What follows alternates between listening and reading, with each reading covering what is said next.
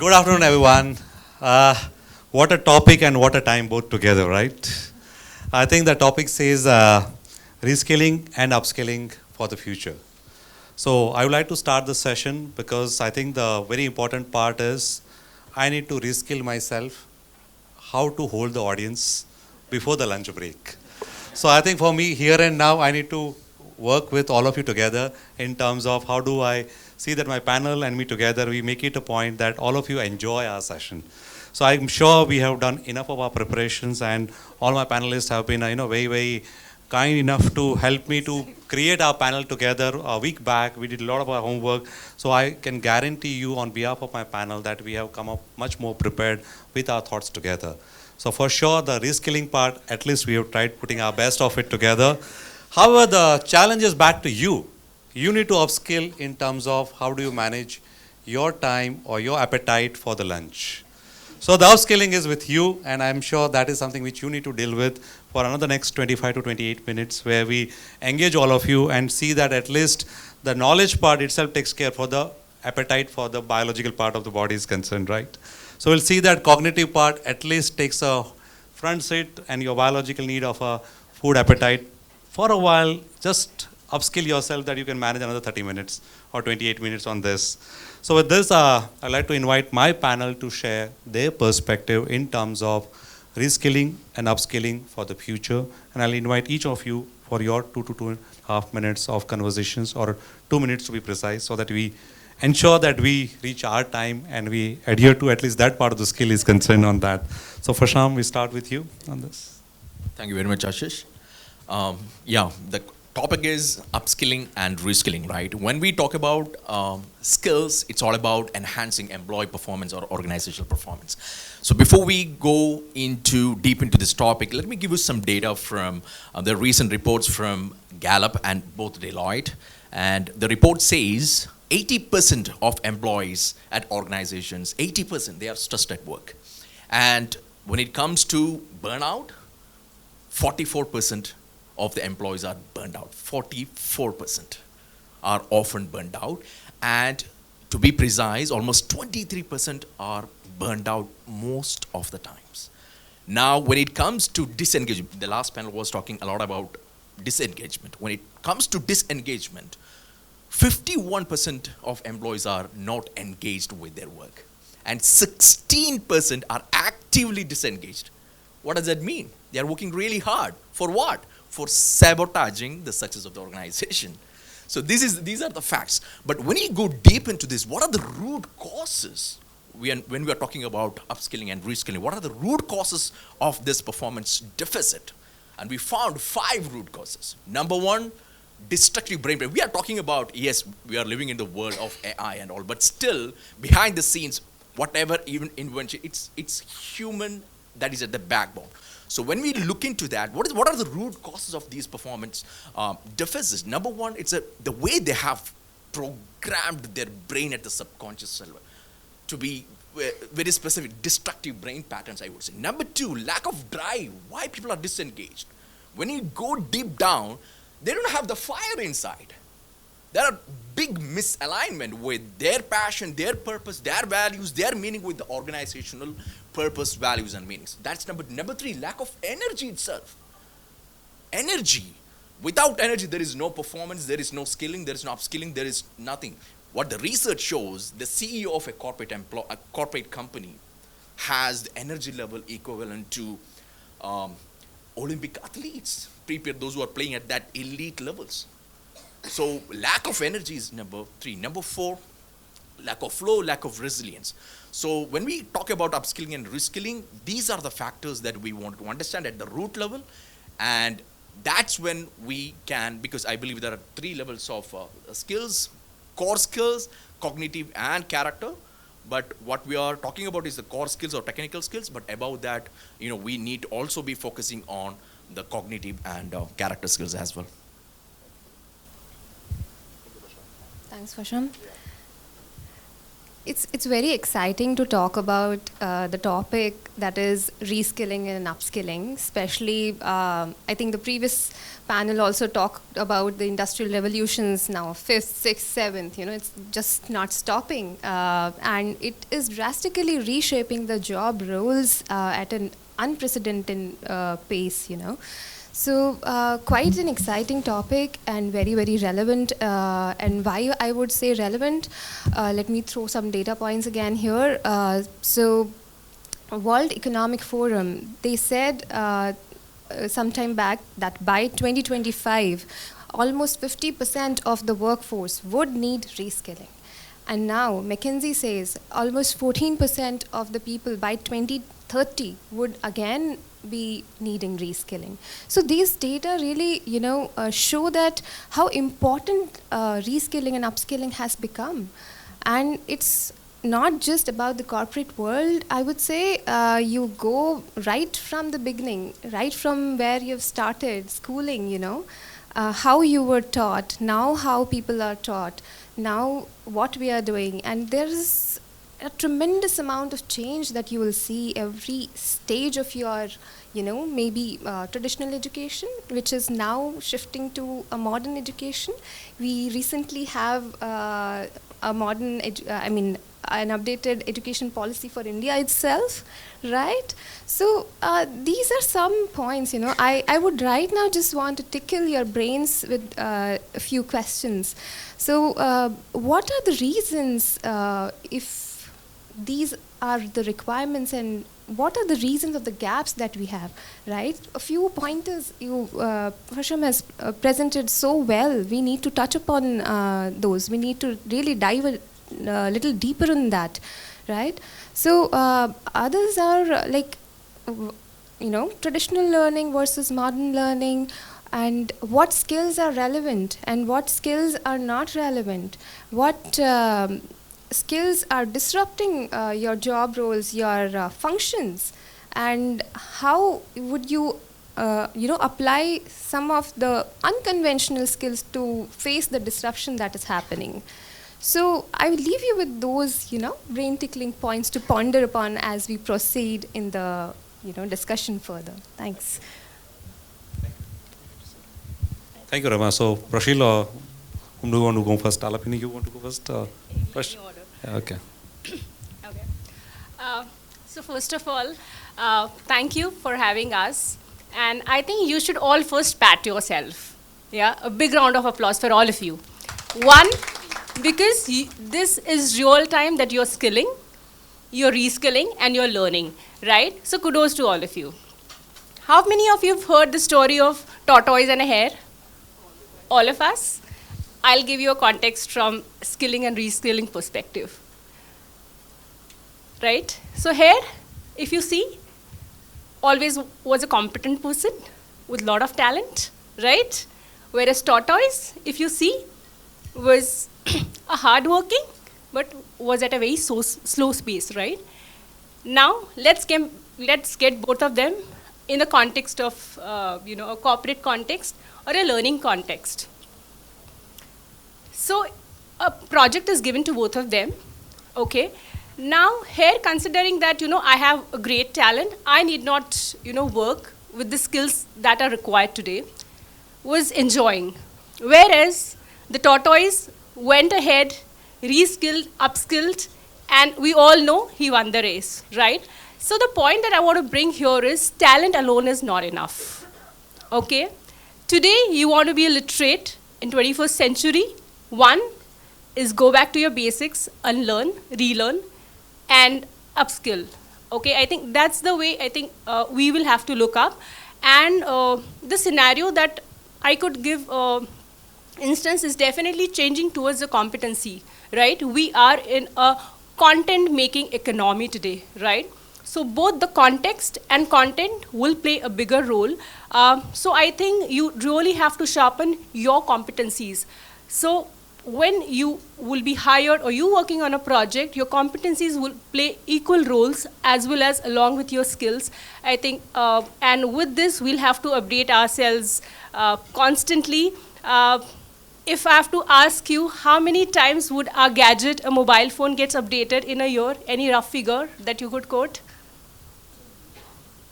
2? Yes? Yeah, you're very close, right? So even a gadget updates it yourself by minimum 10 to 15. We are more than a gadget, right? Do you echo that? So that's the point. Let's upskill. Okay, thank you, Prashil, from your side. Honestly, the context and the question is skilling, upskilling, and the organization, and what the organization is doing. When I sit in this room, I guess 60% of the people are youngsters, students. Others are experienced people. I guess my thought process is simple. Keep it simple. There are presidents and prime ministers to solve the world's problems. Okay? Okay. Contribute more, actually. So I'm coming down to a very basic issue. The issue is need. All of us are speaking about a fantastic data points. McKinsey's, the different organizations in the world would give a fantastic point of view and do a study for you to understand. Nobody will tell you what's your need. Whether it's, Patrick said some time ago that 75% of the people are primarily going to rule the world and rule the organization, blah, fantastic. And they need everything on the plate, but the core is need. What is your need? If you have the need, you will upskill. If you don't have the need, you'll find another skill to upskill. So as long as this definition of the need is clear in your head, whether it's you're an experienced person or a student sitting over here, please define that. Upskilling is a path and reskilling is a path which you have to walk on. Nobody is going to pull you through it. Nobody pulled me till the time I was convinced. Believe in your thought. This is what is needed. I will make it work. It happens much quicker and much faster than a free training program available by the company. It's a waste of money. I have a very strong opinion about this. I will give you a worry of solutions and skills to go through.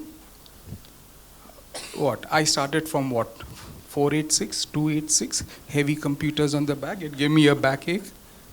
But now I can still go ahead and use the data and configure it, whether it's on the R or the AI or get the information done. We used to spend nights on PPTs and Excels. But it was easy for me to go through different canvas and perplexities and make it happen. I had the need, I found a solution. Identify your need, solutions will find itself to you. Nobody else will bring it to you. You have to do it. That's my view. Sure. Thank you, Prashil, for having a slightly contrarian view to the way to look at the reskill and upskill for the future for organizations. So now I'm going to follow 4 to 5 questions to the panel. And my request is going to be is for any one question, I'll invite any 2 members of the panel to respond. And for the next question, the other 2 members can respond so that we can have a more of a, I would say, diverse view rather than having a common view repeating ourselves or some part of it. So my question number 1 to the panel and whomsoever you want to answer, I'll leave it the choice to all the 4 panelists on this is, while every one of us agree, all of us understand that reskilling and upskilling is very important for the organizations, right? I don't think so that anyone would say that, no, it's not important. So while the consensus, while there is a buy-in that it is very important, why still organizations don't prioritize it? What could be the reason as a hesitation or as a hunch or as a, I would say, inertia to create an action around it? So any of the panelists who wants to do, but any 2 panelists only, I'll invite on this. Yeah. Yeah. Alapeni, you can respond. I'll give it a shot. Okay. So I think very pertinent question, Ashish, why organization would show that inertia. I think it's both sides. If I have to take that spot on, you cannot just have the organization. In that context, it's equal responsibility of an employee as well. So one, is in terms of, as you rightly mentioned, the need. The need has to be defined. We all learn, but the application of that learning is important, right? Most of us must have learned derivatives in maths at some point of time, right? And we still wonder what was the application for it. Likewise, the need for skilling is same. Once you identify what are those training or set of courses that your organization would need, you will find a push and a pull reaction for both. So I think to better it up, one, at an employee level, you should know what are the technologies or what are the platforms that my organization is working upon. Am I, enough to get through it? And at what is the proficiency level that I need to be, right? Because in your organization, you would have crawlers, you would have people who would walk and who are sprinters, right? You have to compete with everybody. So I think one is you identify that. Second point here, that organization could look into is definitely, creating a pipeline of what's coming up in their product 5 years down the line. And do I have enough talent pool? And that talent pool could be very diverse. It could be right from budding students coming from the college. It might be people coming with certain expertise as well. So I think your talent pool has to be very different, and you could innovate it through various things. You could have a stimulation cloud hackathon or something. And I think one of the points that I would end is the onus lies with both, Ashish. So it's employees and organizations both. Yeah, Prashil, you want to go? Yeah. We don't prioritize training, honestly, and it's eventually a balance sheet. Okay, the amount of money the company spends is the reverse. Average staying of a people inside a company is moved down from 3.8 years to what? 19 months. Okay, it's not that you leave the company because you get comforted environment somewhere else, and we hire people because they're comforted in this environment. So the move is fast, the move is quicker. The skills that are come inside, that make sense because my product development and delivery has come down from 4 years down to less than 19, 20 months. I need skills quicker. This is what makes sense. It's agreeable. Apart from working with the millennials, it's also agreeable with the Z and the Y and the alpha category. It makes sense. How much money I spent, where I spend it, how quickly I get it, is it making sense? People are happy. I'm not running after retention. Neither am I running after attrition. Now it's, I think so Provident Fund is an old case. Now it's NPS. You do it yourself. I'll pay you the money. You come in, do, move out. Happy you are, wonderful I am. I need to go and convince my stakeholders, don't run after attrition, run after productivity. That's the new rule. It's the productivity, not working for 90 hours. It's the productivity of how much you deliver within that span is good enough. If you want to stay in the culture.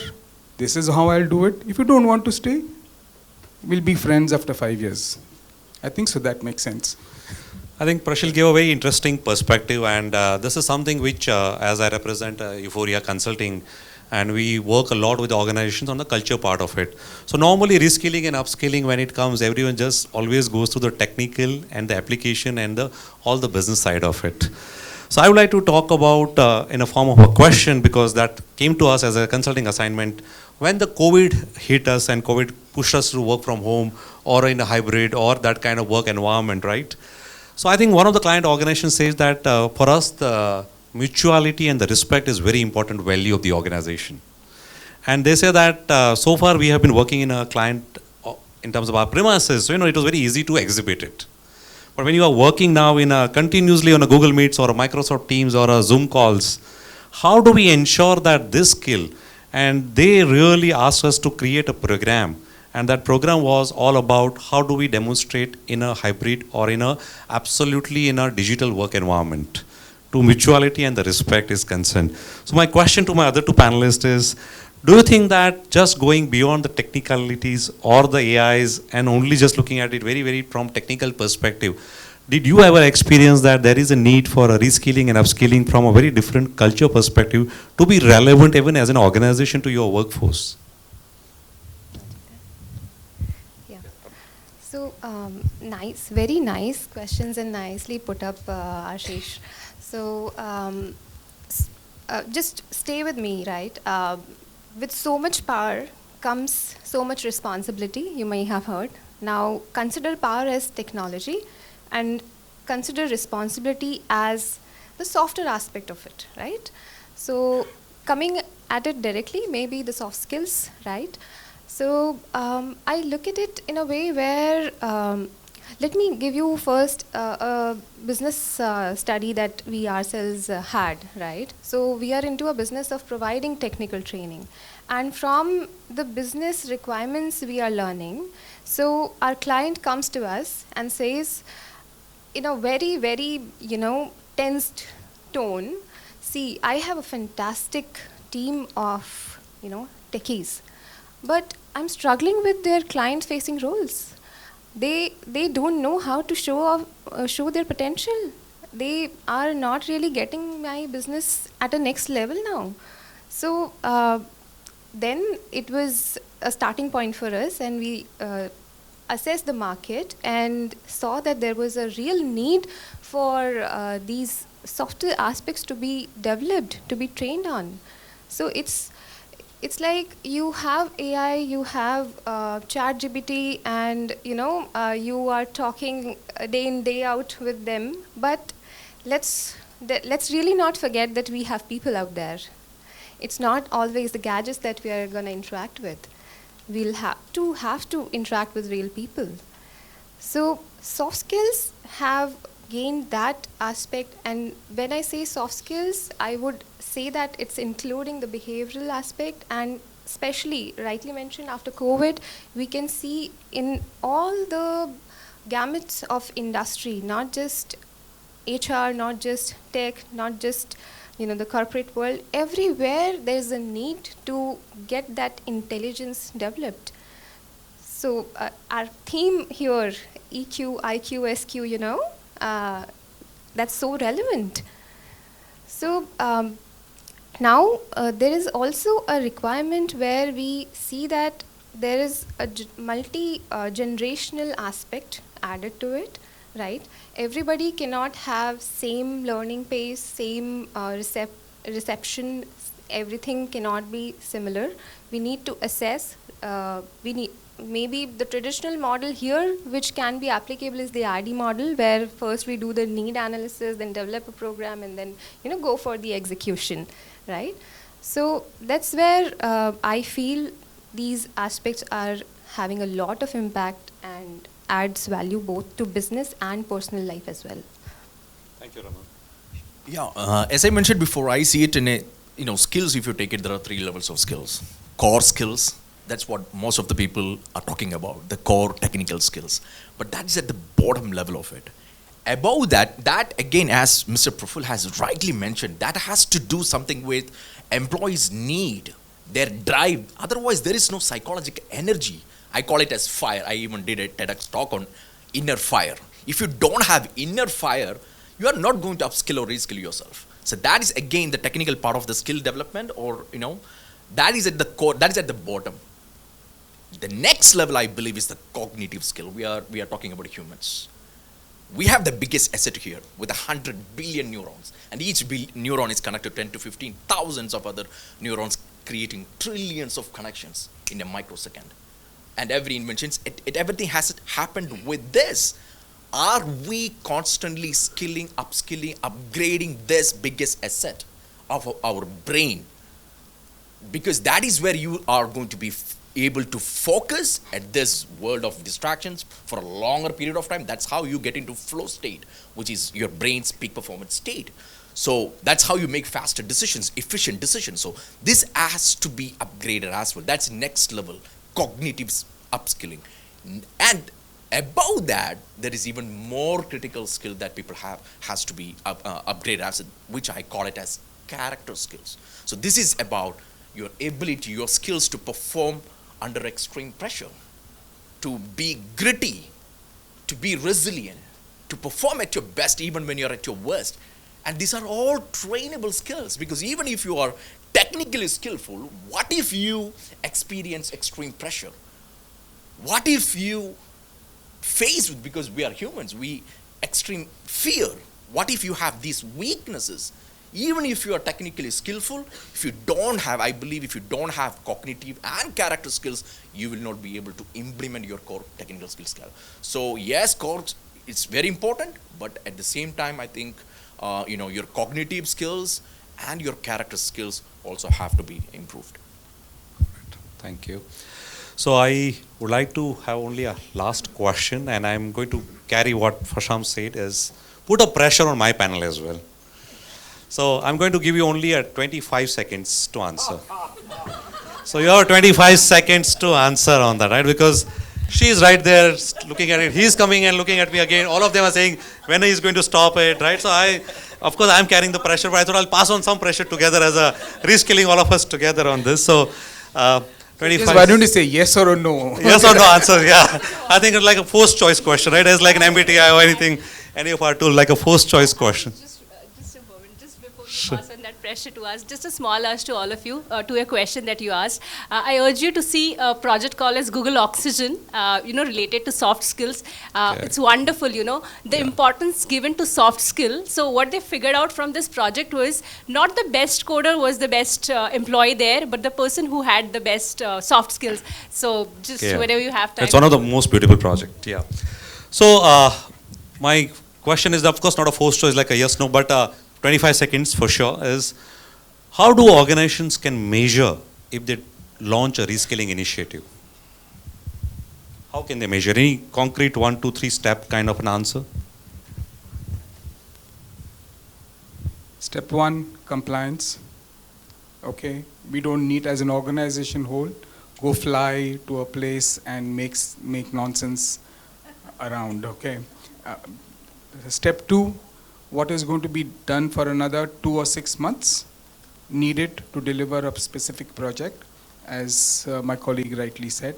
Step 4, I call it evangelistic. ये चाहिए तो ये करेंगे.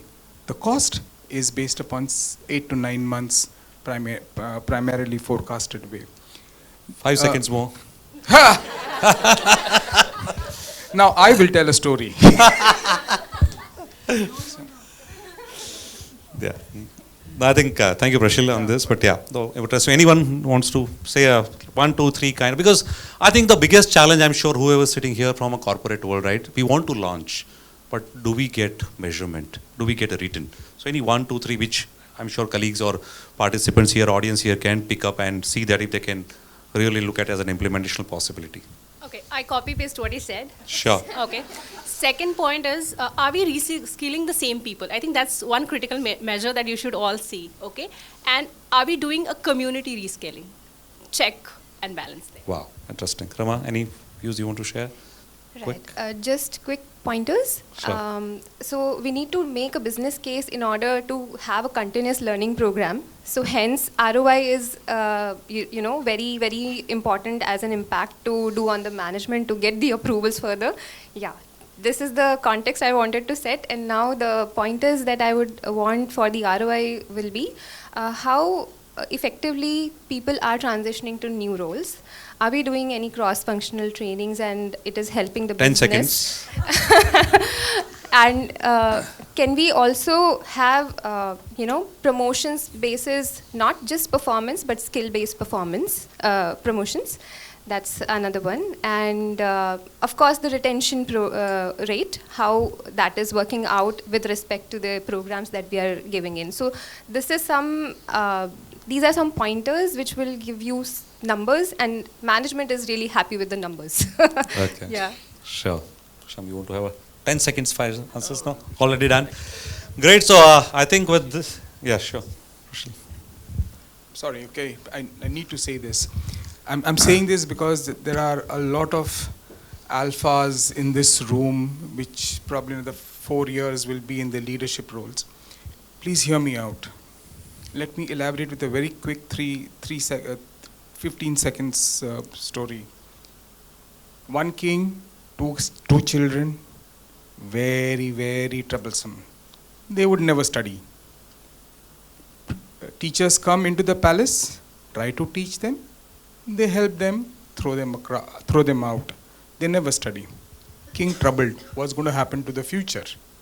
He takes them. He does a lot of study on Google and takes them down to a Gurukul, where the Guru says, I will only teach if you get them here. Okay. Takes them here. Kids don't want to study at all.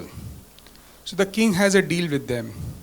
If the Guru tells you to go, that's the time, I will come and take you. Let him call me or insta me, whatever it is. Done. 2 months, 3 months, 6 months, 1 year, no call. King gets worried, are they alive? So the poor Johnny goes down to the Gurukul. The kids are fine. The Guru is teaching them, they are learning, but when they see their father, we have found a way to get out of it. Sir, please, one night. Now imagine another scenario. Big tree, light from behind, Guru sitting, doing his morning. The king, the princes get a pigeon, hold it behind themselves, one hand on the wings, the other on the neck. The understanding is that the Guru is never wrong. He's always telling the truth. And he always wins and he always has the last word. Okay? Remember, the last word is the balance sheet and the revenue and the EBITDA. Nothing different. So the Guru, the kids go down there and tell them, Guru, please tell us what do we have in our hand. The Guru says, you have a dove. Then the kid says, is it dead or alive? Now, if he says alive, wring the neck, he's wrong. If he says the other way around, open the hand, it flies. They ask him the question again and they ask the father, stand behind, that's your manager. Okay, he's standing behind and say, we'll prove him wrong and then you'll take us. Again they ask him, Guru, is he dead or alive? He simply answers, it's there in your hands. Whether it's the need, or whether it's the movement, or whether it's the skill, if you do it in the company, it's there in your hand. The EBITDA runs the show, respect that, but do it within the circle to respect what you're doing. It's you who make the difference.